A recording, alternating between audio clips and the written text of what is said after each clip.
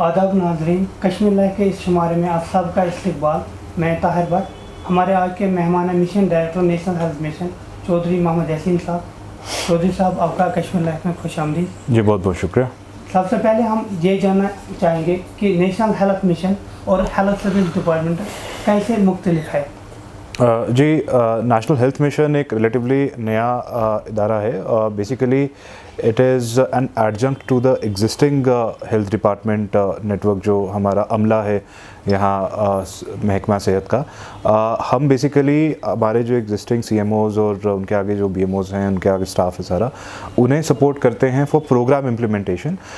तकरीबन 23 किस्म के मुख्तलिफ प्रोग्राम जिसमें से maternal health, child health, even से कंट्रोल ऑफ डेफनेस, ब्लाइंडनेस जैसे चीज़ें भी इंक्लूडेड हैं। और हम इन्हें मिशन मोड पे इम्प्लीमेंट करवाते हैं एग्जिस्टिंग CMOs और BMOs के थ्रू। जैसे कि कोविड महामारी में हर एक महकमा ने बहुत ही अच्छा काम किया और नेशनल हेल्थ मिशन जो था वो फ्रंट लाइन पे था। उस दौरान नेशनल हेल्थ मिशन को किन चैलेंज का सामना करना पड़ा और आप लोगों का क्या रोल रहा? जी, जैसे मैं पहले बता दूं कि हमारे नेशनल हेल्थ मिशन में तकरीबन 12,000 एम्प्लॉयज़ हैं और this does not includes the almost 11,000 ASHA workers that we have. तो ये सारा जो हमारा एम्प्लॉय पूल है ये एग्जिस्टिंग हेल्थ स्टाफ के साथ ही उन्हीं इंस्टीट्यूशंस में काम करता है। हाँ, because I was made nodal officer for Covid reporting at the UT level, तो जो दोनों डायरेक्टरेट्स से जितनी भी इंफॉर्मेशन वगैरह आती थी उसे क्रॉस चेक करना, डेली रिपोर्टिंग करना और उसके आगे फर्दर डायरेक्शंस पास करना, उस पर एक्ट करके इसमें NHM के जो हमारे हेडक्वार्टर्स ऑफिसेज़ हैं, बाकी जो हमारी सेंट्रल टीम्स हैं, इनका काफ़ी रोल रहा। ग्राउंड लेवल पे ऑब्वियसली जो हमारे NHM के मुलाजिम हैं उन्होंने बहुत शिद्दत से कोविड कंट्रोल में काम किया। स्पेसिफ़िकली जो हमारी आशा वर्कर्स हैं, इन्होंने जो घर घर जाके लाइन लिस्टिंग की, कंट्रैक्ट ट्रेसिंग की, मोहल्लों में जहाँ भी हॉटस्पॉट्स बन रहे थे उन्हें आइडेंटिफाई किया, पॉजिटिव केसेस की ट्रैकिंग, ये सब में एज फुट सोल्जर्स उन्होंने एक बहुत अच्छा रोल अदा किया। जैसे कि आपने सर आशा वर्कर्स की बात की, उनमें से कुछ आशा वर्कर्स की डेथ भी हुई, उनको क्यों नहीं फ्रंटलाइन वर्कर्स में शुमार किया जाता है? उनकी भी शुमारी फ्रंटलाइन वर्कर्स में होती है। आशा वर्कर मुलाजिम नहीं हैं।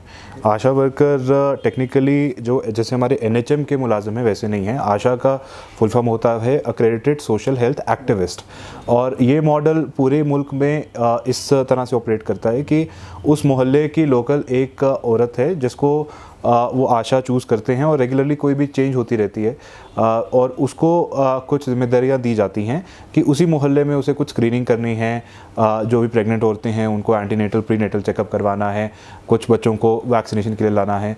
जो एक्चुअल हमारे मुलाजम होते हैं सब सेंटर पे ANM होती है या जो स्टाफ नर्स होती है वो आगे काम करती है। बट हाँ, कम्युनिटी आउटरीच के लिए एक पर्टिकुलर मोहल्ले में या कस्बे में जो भी हमें कंट्रोल करना है या जो आउटरीच करनी है उसके वो आशा के थ्रू होती है। और जो आशा की रिन्यूमरेशन होती है that is in the form of incentive, that is based on कि वो कितने स्क्रीनिंग करेगी, कितने एंटीनेटल चेकअप्स करवाएगी, कितने प्रीनेटल चेकअप्स करवाएगी। तो इस तरह से उनका रिन्यूमरेशन गैदर होता है। ये भी जो भी कितना रिन्यूमरेशन उनको ड्यू है for every checkup, for every screening is decided by the ministry, not by us, but to be sure it is not in the form of a salary. And ये कतई ही नहीं समझना चाहिए कि ये उनको एक कोई फिक्स्ड कॉस्ट मिलती है। हमारी अपनी तरफ से कोशिश होती है कि जो भी वो काम करें उनको पूरा का पूरा वैसा रिन्यूमरेशन मिले। और इस प्रोसेस के लिए अब हमने एक आशा सॉफ्ट करके एक सॉफ्टवेयर है जो गवर्नमेंट ऑफ इंडिया ने बनाया है, जो अभी तक यहाँ नहीं चल रहा था, उसे हमने इम्प्लीमेंट करने का प्रोसेस शुरू कर दिया है ताकि आशा वर्कर्स को भी क्लैरिटी मिल जाए कि उनका कितना इंसेंटिव बन रहा है, क्योंकि ये बहुत बड़ा कार्डर है। 12,000 आशा वर्कर्स हैं। स्पेसिफिकली कोविड में जो इन्होंने काम किया उसके लिए हमने इन्हें per month over and above जो इनको ऑलरेडी मिल रहा था उससे ओवर एंड अबव 1,000 रुपया पर आशा पर मंथ का इंसेंटिव हमने पिछले साल अनाउंस भी किया था और वो इनको रेगुलरली रिलीज़ भी होता जा रहा है। के अंदर जो लोग काम कर रहे हैं उनको मैटरनिटी बेनिफिट जो है मिलते हैं, मगर NHM के मुलाजिम के दौरान हमेशा ये शिकायत रहती है कि हमें मैटरनिटी बेनिफिट्स नहीं मिलते हैं। जी नहीं, ऐसा हरगिज़ सही नहीं है। NHM मुलाजमों को भी उतने ही maternity benefits either period of leave और जो सैलरी रिम्यूनरेशन गाइडलाइंस हैं वो एग्जैक्टली जो स्टेट गवर्नमेंट यूटी गवर्नमेंट में हैं वैसे ही एनएचएम एम्प्लॉयज़ को भी एक्सटेंड होते हैं।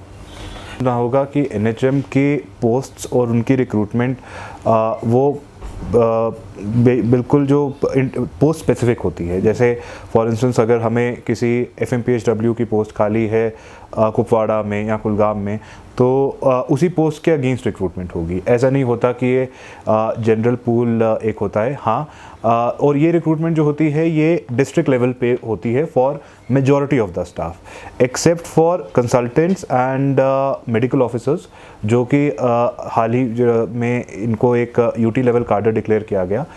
उनकी रिक्रूटमेंट हमारे लेवल पे होती है, पर जो मेजॉरिटी हमारा स्टाफ है जिसमें हर एक किस्म के पैरामेडिकल स्टाफ, चाहे वो स्टाफ नर्सेज हों या एफएमपीएचडब्ल्यू हो या एनेस्थीसिया टेक्नीशियन हो, ओटी टेक्नीशियन हो, आप चाहे जो भी कहें, ये सारे के सारे डिस्ट्रिक्ट लेवल पे जो डिस्ट्रिक्ट हेल्थ सोसाइटी होती है वही रिक्रूट करती है। और इन एम्प्लॉयज़ की जो एलिजिबिलिटी होती है वो ये मेन होता है कि वो उस डिस्ट्रिक्ट का बाशिंदा होना चाहिए। ये नहीं हो सकता है कि अगर हम डिस्ट्रिक्ट की बात करें तो ट्रांसफ़र अंडर डिस्ट्रिक्ट नहीं हो सकती है क्या? जी, ऐसा होता है कि कुछ ऐसी पोस्टें होती हैं जहां हमें डिस्ट्रिक्ट लेवल पे उतने लोग नहीं मिलते, तो फिर हम divisional level merit list operate करते हैं।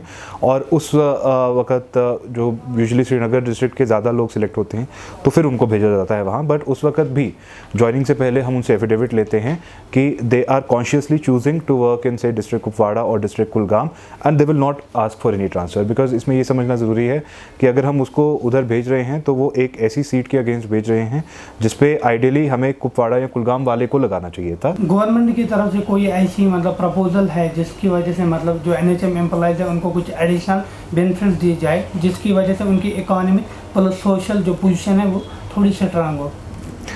जी, इस पॉइंट पे मैं आपको ये इन्फॉर्म करना चाहूँगा कि इस साल एक बड़ी मेजर डेवलपमेंट हुई है एनएचएम एम्प्लॉयज़ के लिए। For the first time in 7 years we as in NHM JNK has managed to secure a 17% salary increase for all our employees। और ये काफ़ी मेहनत और मशक्क़त के साथ हुआ। जैसे मैंने बताया कि हमारा हर साल बजट अप्रूव होता है during this NPCC meeting of ours, और उसमें एक PIP programme implementation plan approve होता है। तो ये बहुत देर से हम ट्राई कर रहे थे कि हम NHM एम्प्लॉयज़ की सैलरीज इंक्रीज़ करके इनको रेगुलर एम्प्लॉयज़ के एट पार लाएँ, और इस साल हमें कामयाबी मिली। और इस इंक्रीज़ से, ये बड़ा मैसिव इंक्रीज़ है 17%, इससे हमारे जो मुख्तलिफ एम्प्लॉयज़ हैं इनको काफ़ी स्ट्रॉन्ग बेनिफिट मिल रहा है।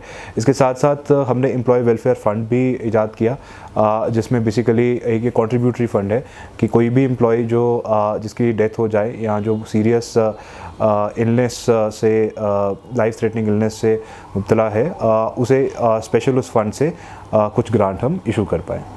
कश्मीर लाइव से बात करने के लिए आपका बहुत बहुत शुक्रिया।